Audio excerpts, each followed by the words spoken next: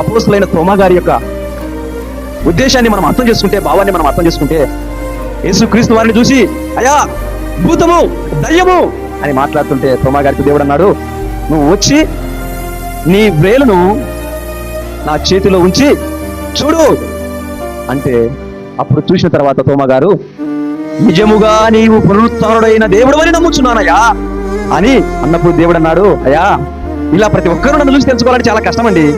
ఇలా ప్రతి ఒక్కరూ నన్ను చూసి తెలుసుకోవాలంటే కష్టం. అందుకే చూసి నమ్మిన వారి కంటే చూడక నమ్మిన వారు, మనము కనిపించని వాటి కోసం ప్రయాసపడుతున్నాం.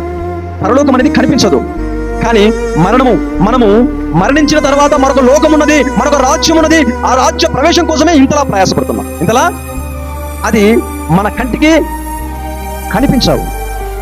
అలాంటి వాటినే నమ్మాలంటున్నాడు దేవుడు. అందుకే అపోస్తలుడైన తోమా గారి ద్వారా ఆ మాటలు పలికాడు. ఏమని? చూచి నమ్మిన వారి కంటే చూడక నమ్మిన వారు